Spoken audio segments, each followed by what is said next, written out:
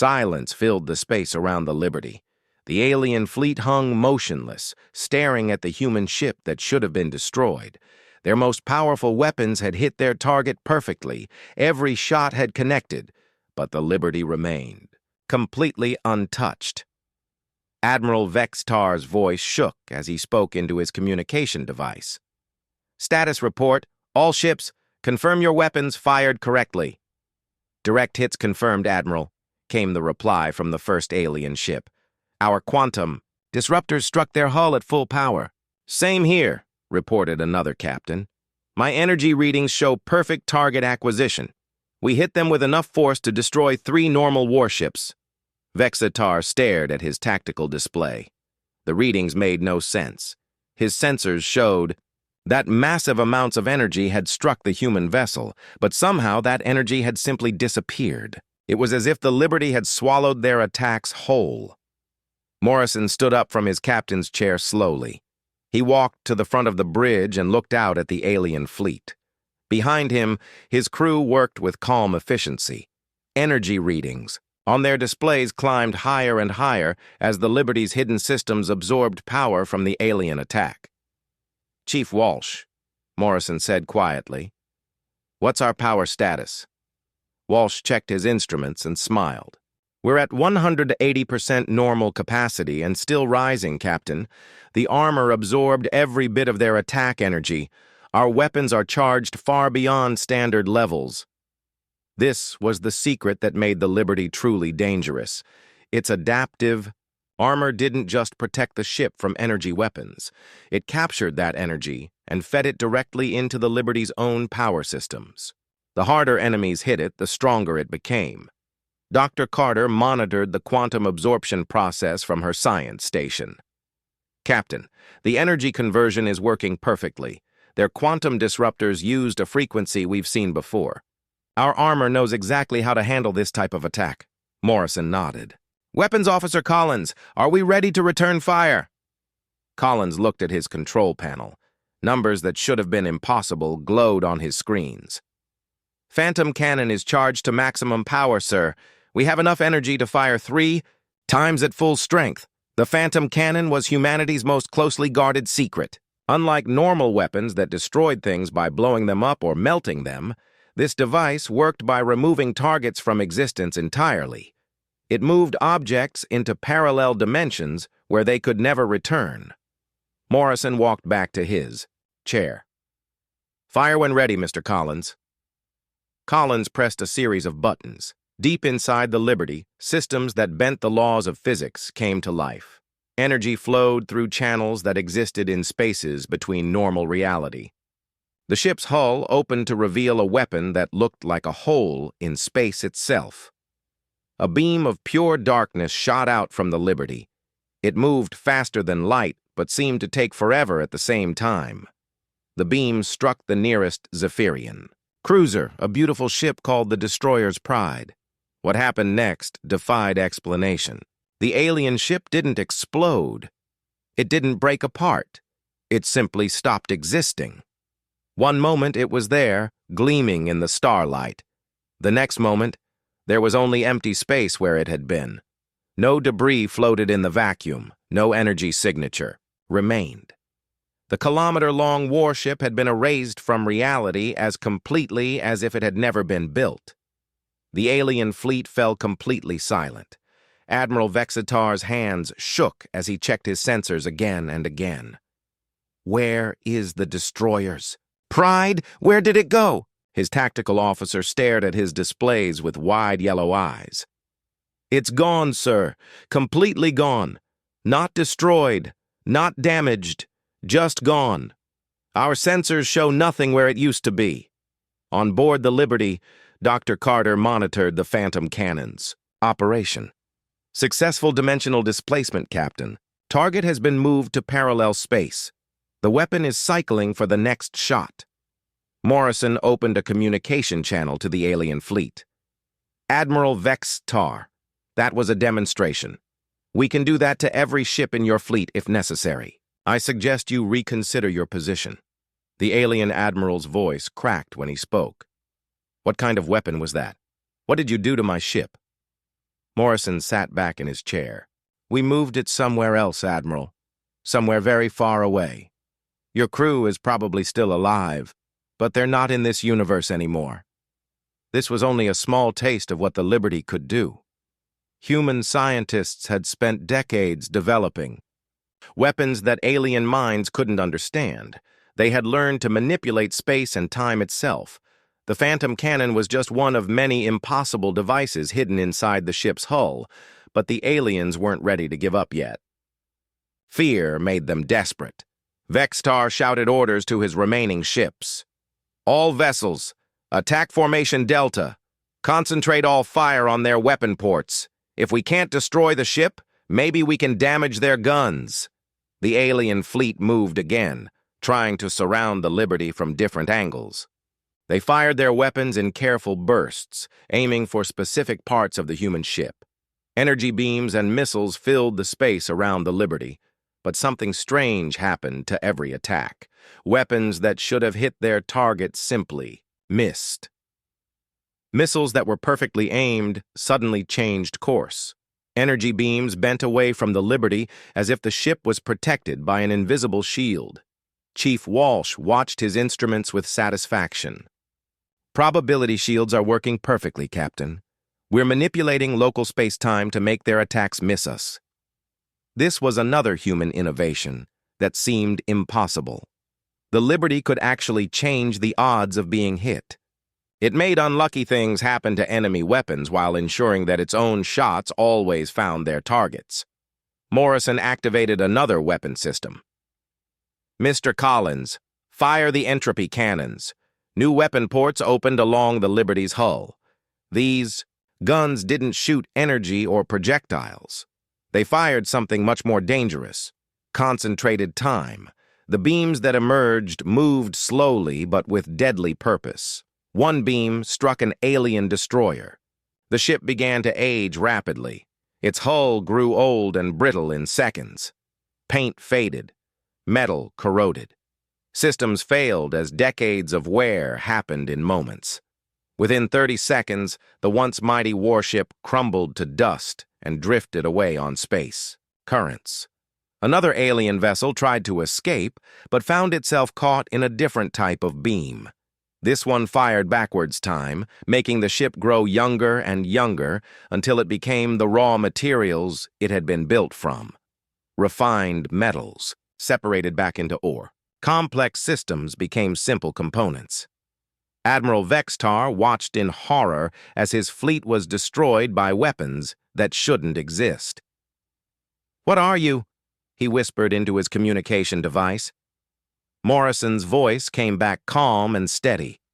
"We're humans, Admiral, and we're tired of being underestimated."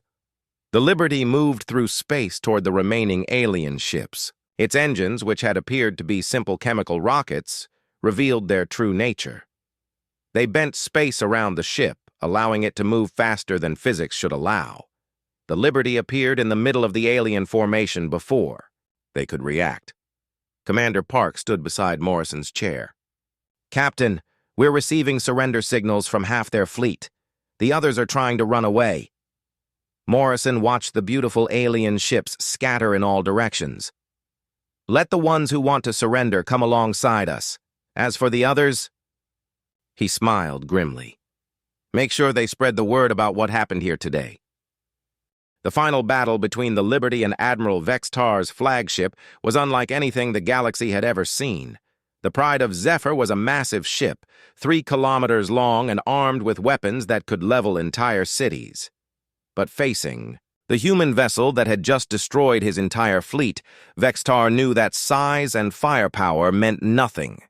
In desperation, the alien admiral made one last attempt to defeat the impossible human ship. "All power to engines," he ordered his crew. "We're going to ram them. If we're going to die, we'll take them with us." The Pride of Zephyr accelerated toward the Liberty at maximum speed. Its massive bulk moved through space like a mountain falling from the sky. The alien crew braced for impact, knowing this was their final act of defiance against an enemy they couldn't understand. Morrison watched the approaching dreadnought through the bridge windows. "Chief Walsh, How are our reality anchors holding up? Walsh checked his instruments calmly. Solid as a rock, Captain.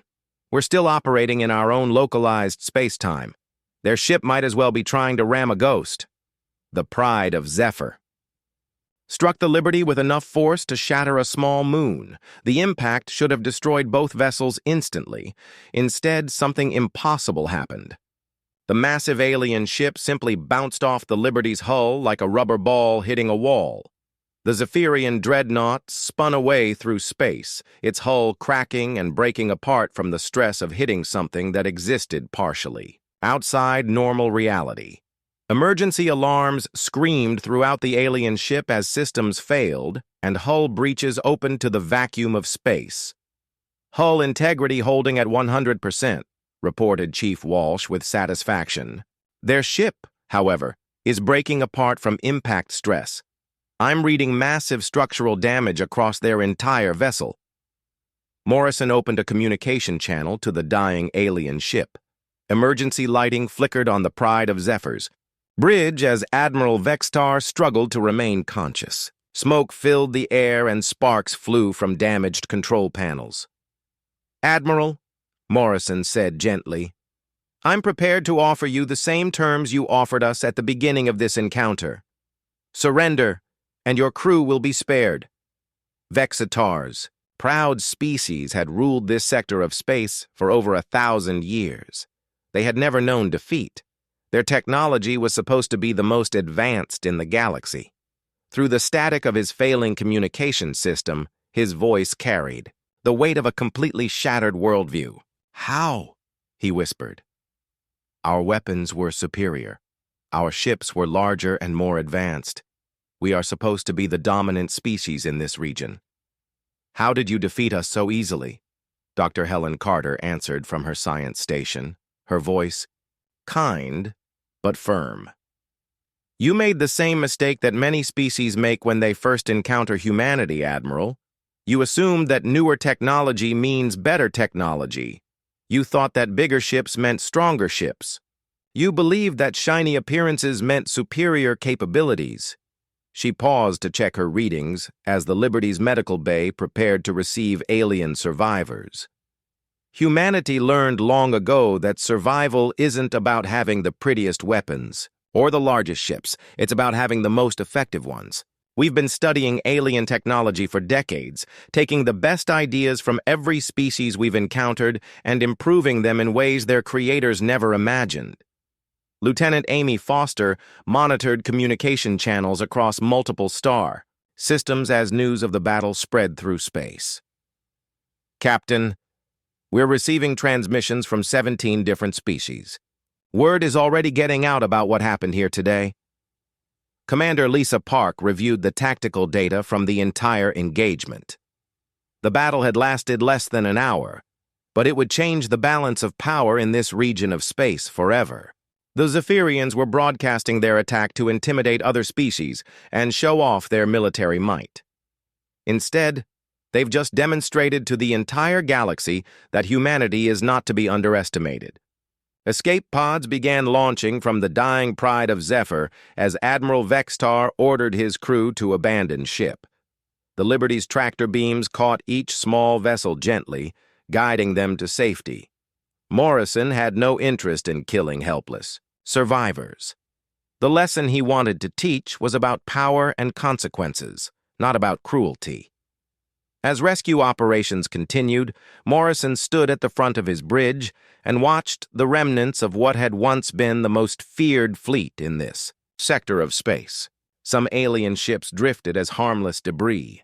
Others had been transformed into impossible art pieces that defied explanation. A few had simply vanished from reality entirely.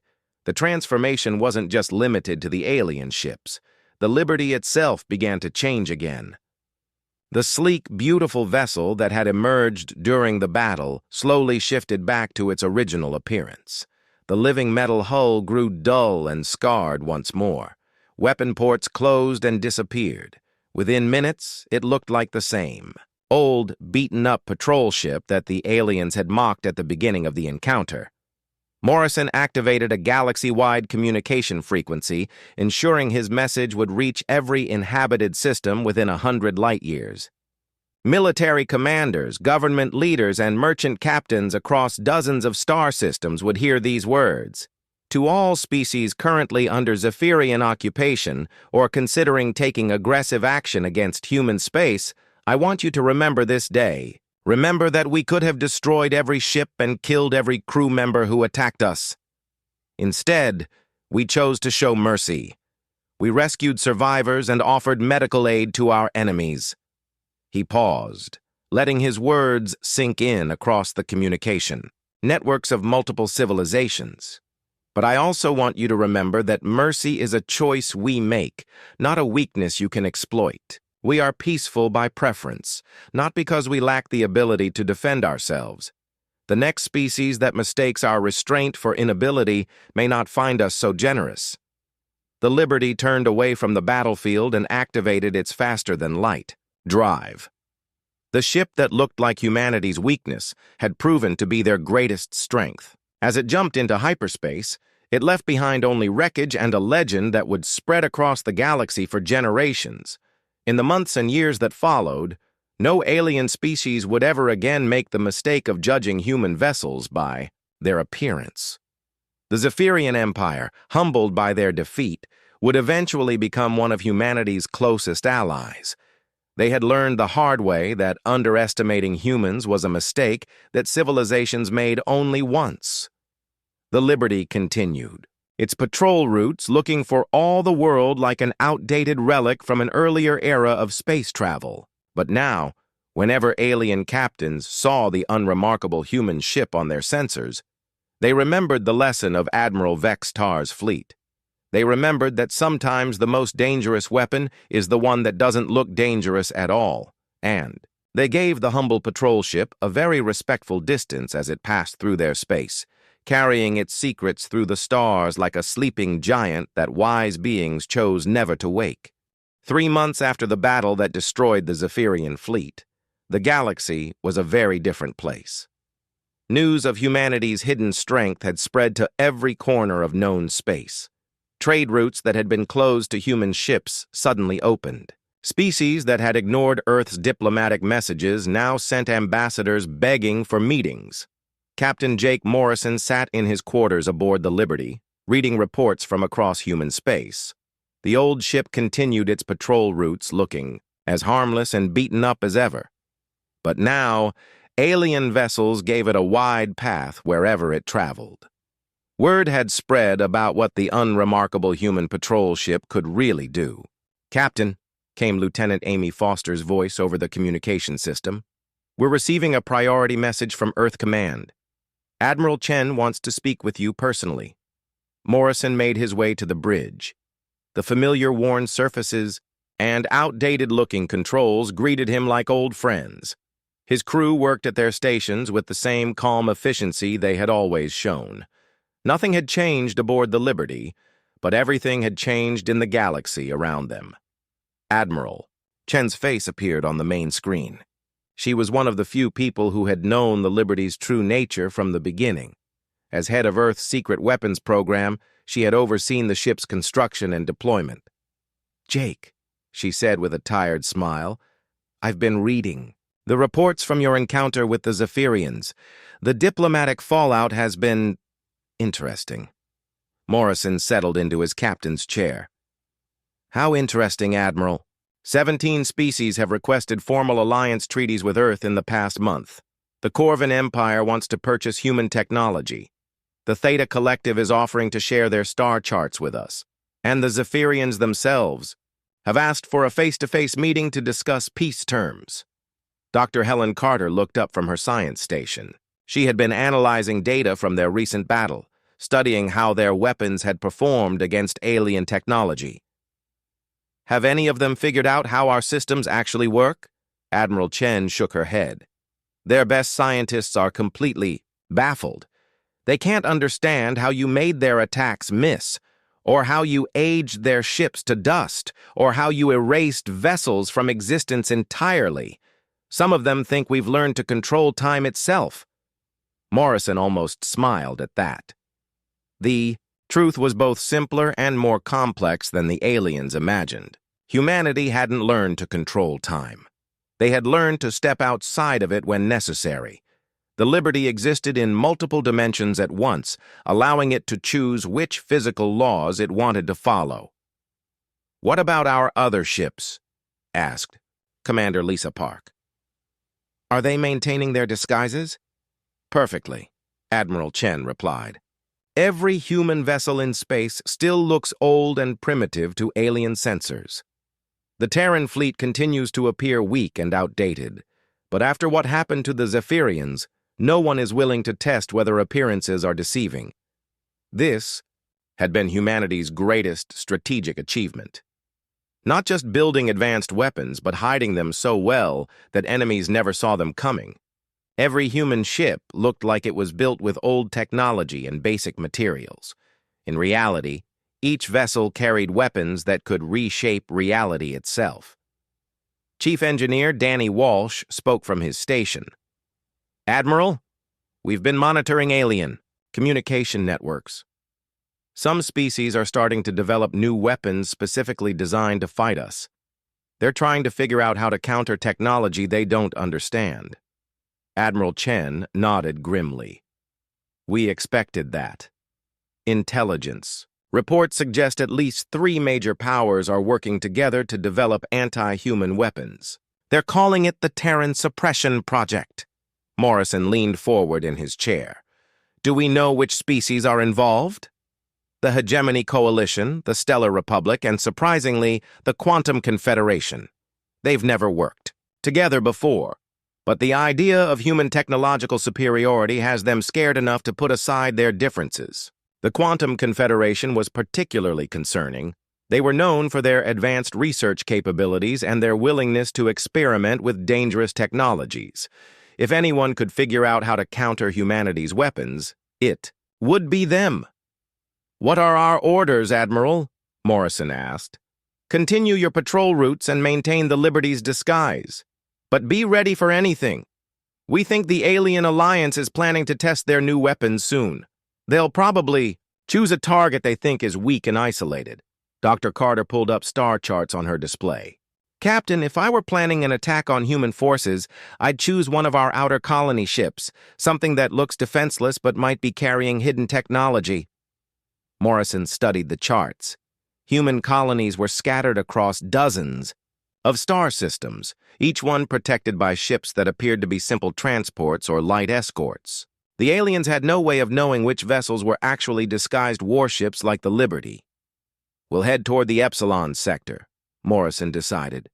"Our newest colonies are there, and they'd make tempting targets for species wanting to test anti-human weapons." Admiral Chen nodded her approval. "Good thinking.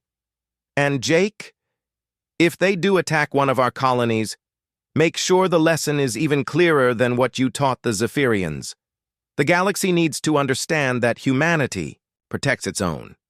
The communication ended, leaving Morrison alone with his thoughts. Through the bridge windows, he could see stars scattered across the black of space. Somewhere among those points of light, alien scientists worked frantically to develop weapons that could threaten human ships. They would probably succeed eventually. Technology always advanced, and secrets eventually got discovered. But for now, humanity held the advantage of surprise. Enemy fleets saw old, weak ships when they looked at human vessels. They had no idea that every transport could become a battleship, every escort could reshape reality, and every patrol ship could erase entire fleets from existence. Lieutenant Foster interrupted his thoughts. "Captain, we're receiving a distress signal from the human colony at Beta Centauri. They report unknown ships approaching their system." Morrison sat up straighter. "How many ships?" "The signal is breaking up, but it sounds like a large fleet. Multiple species working together." Commander Park checked her tactical displays. "Beta Centauri is protected by the transport ship New Hope and 2 escort vessels. On paper, they don't stand a chance against a major alien fleet." Morrison smiled coldly. The aliens were about to learn another painful lesson about judging human ships by their appearance. Set course for Beta Centauri, maximum speed, and send a message to the new, Hope. Tell them to maintain their disguise until we arrive." As the Liberty jumped into hyperspace, Morrison wondered how many more times the galaxy would need to learn the same lesson. Humanity looked weak because they chose to look weak, but underneath that carefully maintained disguise lay the most advanced military technology in known space. The aliens were about to find out just how expensive it could be to underestimate humans twice. The Liberty's true form began to show itself as the battle continued. The old, beaten-up appearance melted away like ice in summer heat. What had looked like simple metal plating flowed and shifted like living skin. Weapon ports appeared where none had been visible before. The ship transformed from an ugly old vessel into something beautiful and terrifying. Admiral Vextar stared at his tactical display in disbelief. The human ship on his screen looked nothing like the rusty bucket they had been mocking minutes earlier.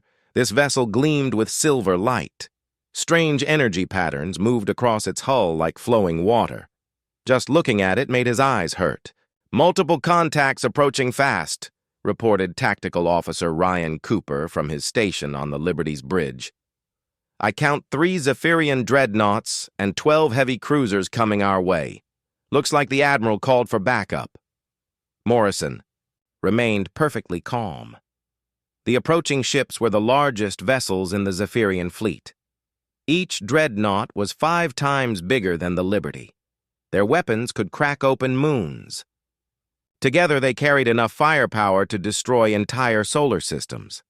"Time to show them what Project Nightmare was really designed for," Morrison said quietly. "All hands, prepare for full revelation protocol." Chief Engineer Walsh's fingers danced over his control panel. Deep inside the Liberty, systems that violated the known laws of physics came online. Reality itself began to bend around the ship as ancient human technology awakened from its sleep. "Paradox drive is online, Captain," Walsh reported.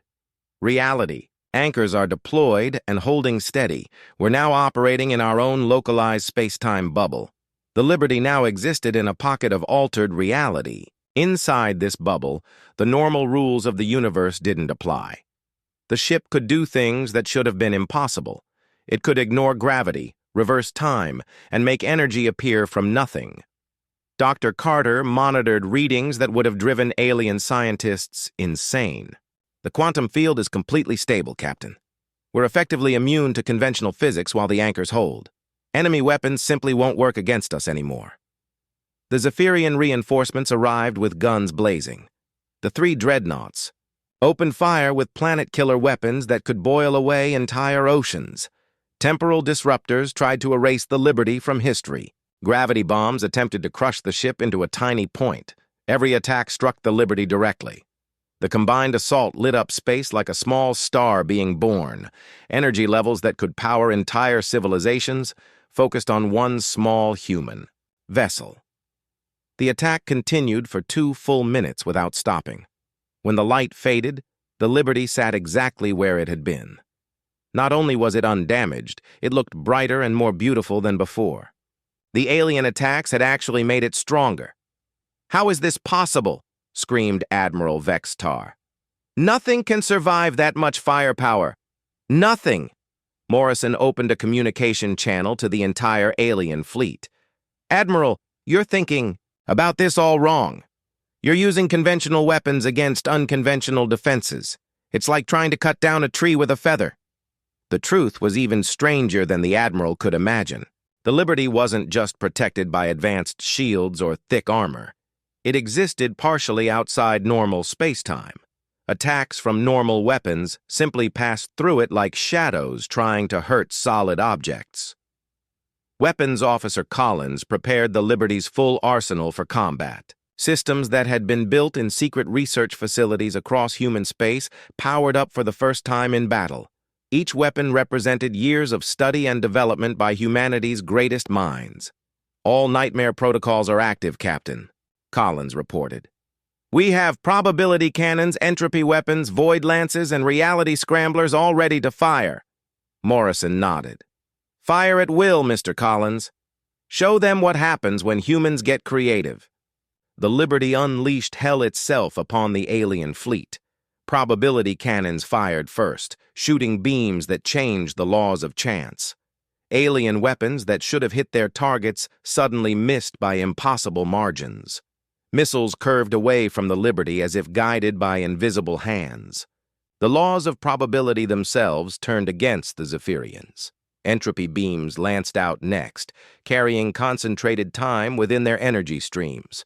Wherever they struck, alien ships began aging rapidly. Hull plates that had been new and shiny became old and rusty in seconds. Complex computer systems failed as electronic components aged decades in moments. Some ships simply fell apart as time caught up with them all at once. The Void Lances were perhaps the most terrifying weapons of all. These devices opened rifts in space-time itself, creating holes that led to nowhere. Alien ships caught in these rifts were torn apart by forces that existed between dimensions. Parts of vessels disappeared into other realities, leaving behind impossible shapes that hurt to look at, but the reality scramblers were the worst. These weapons didn't destroy enemy ships. Instead, they changed what those ships were made of. Metal became water. Electronics turned into flowers. Weapons transformed into butterflies. Entire warships became floating gardens drifting through space. One by one, the mighty Zephyrian fleet fell to weapons that shouldn't exist. The aliens had brought their most advanced technology to this battle. They had used their most powerful ships and their best crews. None of it mattered against human innovation that had moved beyond conventional science. Admiral Vextar found himself alone in space, his flagship the only vessel left intact. Around him floated the remains of the most powerful fleet in Zephyrian history. Some ships were piles of ancient rust. Others had become impossible art sculptures. A few had been turned into things that his mind couldn't understand. "What have you done?" he whispered into his communication device. His voice shook with terror and disbelief. "My ships, my crews, what have you done to them?" Morrison's voice came back gentle but firm. "We've taught you a lesson, Admiral. The same lesson we've had to teach many species over the years. Never judge a book by its cover. Never assume that old means weak, and never, ever underestimate humanity." The Liberty moved closer to the alien flagship. Up close, Vextar could see details that terrified him. The human ship's hull seemed to be made of living metal that pulsed with its own heartbeat. Energy patterns flowed across its surface like blood through veins. Strange symbols appeared and disappeared in languages that predated his civilization. "We could destroy your ship as easily as we destroyed the others," Morrison continued. "But we're not monsters, Admiral. We don't kill unless we have to. Your crew will be spared if you surrender now." Vexatar looked at his tactical display one last time. Nothing remained of his fleet except floating debris and impossible transformations. His pride was gone. His empire's reputation was shattered, but his crew was still alive. I surrender," he said quietly. Morrison smiled on his bridge. "Wise choice, Admiral. Prepare to be boarded." Captain Jake Morrison stood at the front window of his ship's bridge. Space stretched out before him, dark and endless. Stars dotted the black sky like tiny diamonds. But today, something else filled that space. Something that made his crew nervous. Alien ships. Lots of them. The enemy fleet moved toward them in perfect formation. Their ships were beautiful and scary at the same time. Each one looked like it was made of crystal and light. They gleamed silver and blue in the starlight. These vessels were huge, at least 3 times bigger than Morrison's ship. They moved without making any sound, gliding through space like deadly sharks. Morrison looked at his own ship through the reflection in the window. The UES Liberty looked old and beaten up next to those alien beauties. Paint was chipped off in many places. Dents and scratches covered the hull from years of battles. Some people called it ugly. Morrison called it home. "Captain," said Lieutenant Amy Foster from her seat at the communications desk. "The aliens are trying to talk to us. Morrison nodded. "Put them on screen." The main viewing screen flickered to life. A creature appeared that looked like a giant lizard walking on two legs. Its skin was dark green with yellow spots. Sharp teeth filled its mouth. Yellow eyes stared at Morrison with what looked like amusement. This was Admiral Vextar of the Zephyrian Empire. "So this is humanity's greatest warship?" The alien's voice came through the speakers with a hissing sound.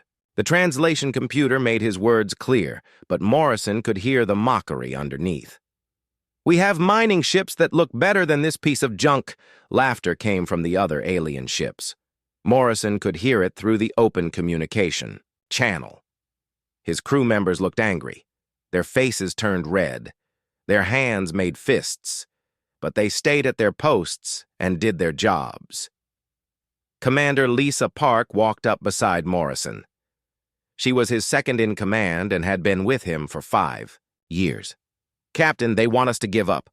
They say fighting them would be stupid." Morrison almost smiled. Almost. The aliens were making the same mistake that others had made before them. They thought an old-looking ship meant weak humans inside it.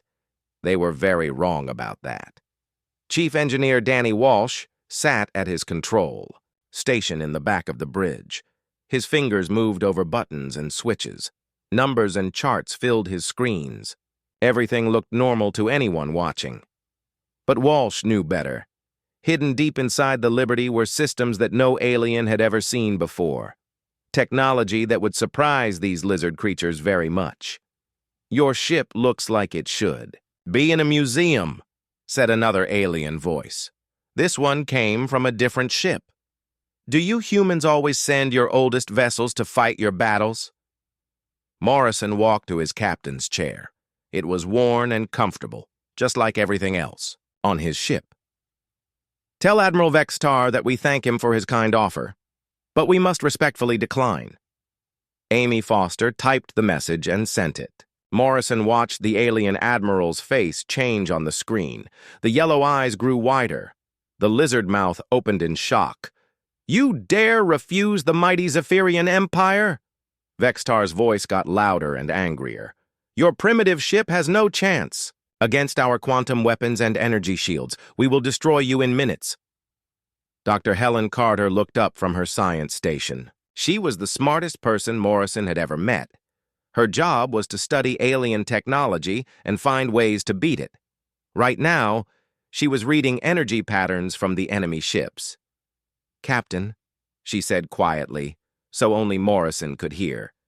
"Their weapons are impressive, but they're using old designs, technology we studied and figured out years ago." Morrison nodded. The Liberty had fought many different alien races. Each time, human scientists learned something new. They took the best ideas and made them better. Then they hid those improvements inside ships that looked weak and harmless. "Look at their hull plating," said another alien voice over the communication system. "It appears to be simple steel alloy. Our sensors show basic chemical rockets for engines. How did such primitive beings ever leave their home planet?" Weapons Officer Steve Collins checked his instruments. His screens showed weapon systems that were definitely not basic. Energy readings climbed higher and higher as hidden systems came online. The Liberty was getting ready for battle, but the aliens couldn't see it happening. Morrison pressed a button on his chair. His voice went to every part of his ship. "All crew members, this is your captain speaking. I know what the enemy sees. When they look at us, they see an old ship with old technology. They think we're weak because we don't look shiny and new like their vessels." He paused and looked around the bridge. Every person there had trained for years. They knew their jobs perfectly. More importantly, they knew what their ship could really do. "Let's show these aliens why humanity didn't survive by building pretty ships. We survived by building smart ones." The alien admiral appeared on screen again. This time he looked annoyed instead of amused. "This is your final warning, humans. Surrender now, or face complete destruction. Our weapons can tear apart the very atoms of your ship. Your simple armor plating will not protect you." Morrison stood up from his chair. He straightened his uniform and looked directly at the alien on the screen. Admiral Vextar, we appreciate your concern for our safety. But humans have a saying, never judge a book by its cover. The alien looked confused. What is this book you speak of? Morrison smiled for real this time. You'll understand very soon. Around them, space filled with more alien ships. Dozens of beautiful, deadly vessels surrounded the single human ship. Each alien vessel had enough firepower to destroy a small moon. Together, they could probably blow up a planet. But Morrison wasn't worried. The Liberty looked old and weak on the outside. Inside, it carried humanity's greatest secrets. Weapons that could bend the rules of physics. Armor that got stronger when attacked. Engines that worked in ways alien scientists couldn't imagine. The Zephyrians had made the same mistake as every other alien race humanity had fought. They judged. Strength by appearance. They thought newer meant better. They believed their own propaganda about human weakness. Morrison was about to teach them a very painful lesson about making assumptions. All stations, prepare for combat, he ordered. And remember, we're not just fighting for ourselves. We're fighting for every human colony these aliens have threatened. We're fighting to show the galaxy that humanity will not be pushed around. The bridge crew worked faster. Fingers flew over control panels. Energy systems hummed to life. The Liberty was waking up, showing its true nature for the first time in months. Admiral Vextar raised his scaled hand. Morrison could see other alien officers moving around behind him. They were getting ready to attack. Fire when ready, the alien admiral commanded his fleet. Morrison sat back down in his captain's chair. This should be interesting, he said quietly. The real battle was about to begin. 5 years had passed since the fall of the Zilithian Empire, and the galaxy looked completely different. Admiral Jake Morrison stood in the observation deck of Unity Station, humanity's new capital in space. Through the massive windows, he could see ships from dozens of alien species coming and going peacefully. The station orbited what used to be the Zilithian homeworld, now renamed New Hope. The planet had been transformed from the center of a brutal empire into a symbol of cooperation between different species. Former slaves lived alongside their old masters, all protected by human law and human weapons. Admiral, said Commander Kelly Davis as she approached with the daily reports, we have requests from 6 more species asking to join the Human Alliance. That brings the total to 43 different alien civilizations under our protection. Jake smiled as he reviewed the requests. Each one told a similar story. A species that had lived in fear of stronger neighbors now wanted the safety that came with human friendship. The galaxy had learned that attacking one member of the Human Alliance meant facing the full power of Earth's military. Dr. Amy Rodriguez had established the Alliance Technology Center on the station's lower levels.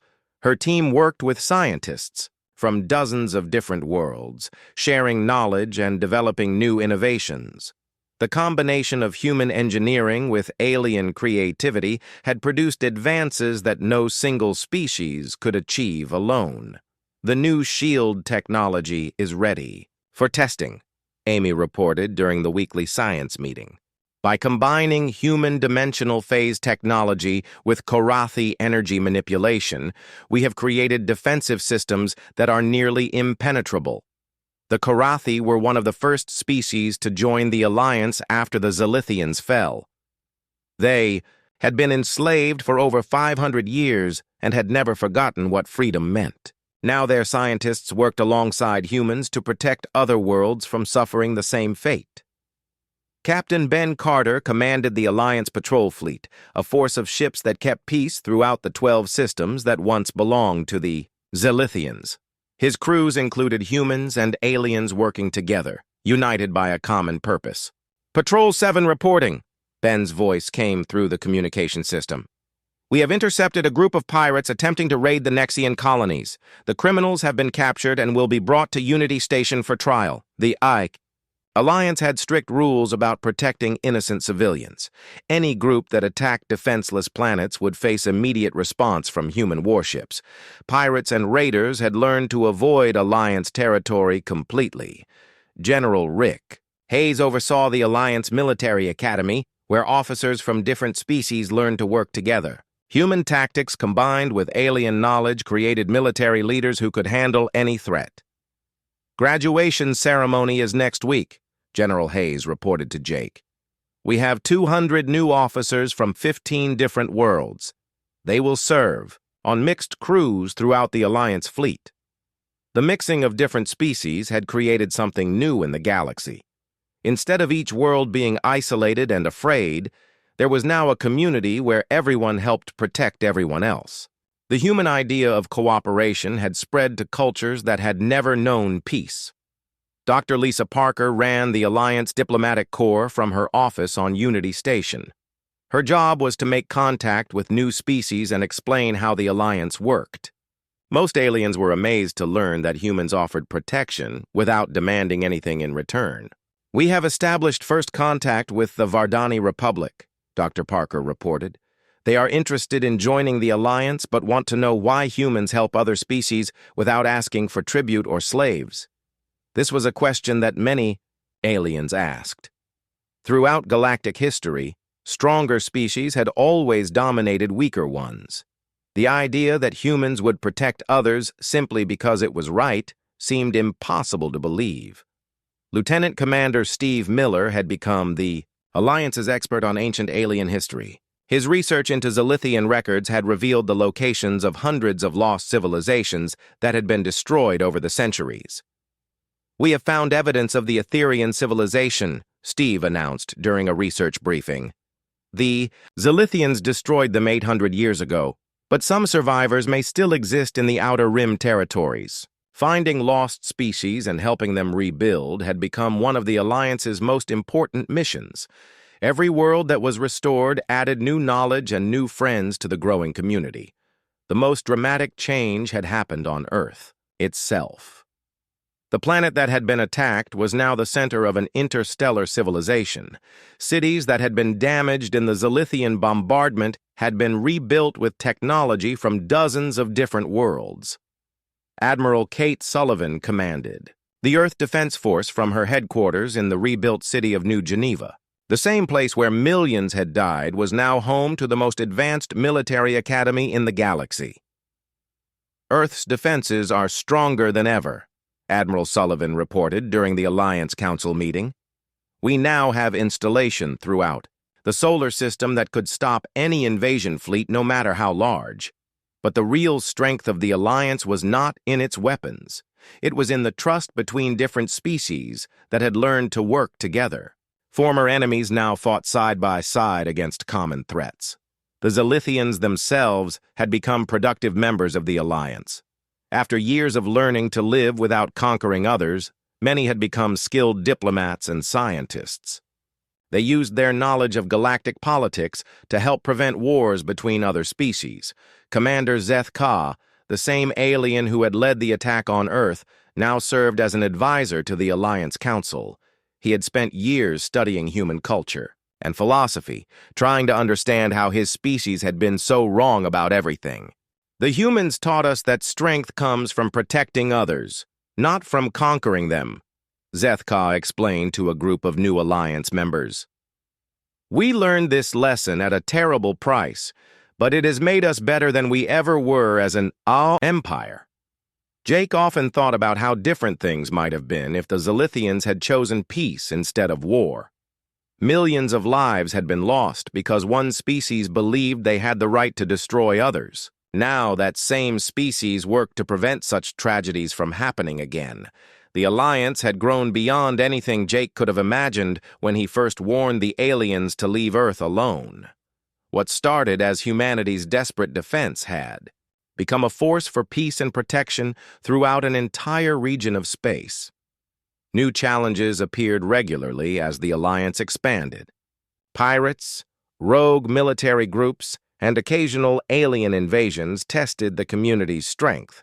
But each threat was met with the combined power of dozens of species working together. Status report from the Outer Rim Patrols, Commander Davis announced. All sectors are secure. Trade routes are operating normally. No hostile activity detected anywhere in Alliance space. Jake nodded with satisfaction. The galaxy was not perfect, and there were still dangers in the unknown regions beyond Alliance territory, but within the 12 systems that had once trembled. Under Zalithian rule, peace had finally become possible. The human warning had become something greater, a promise that innocent species would always find protection when they needed it most.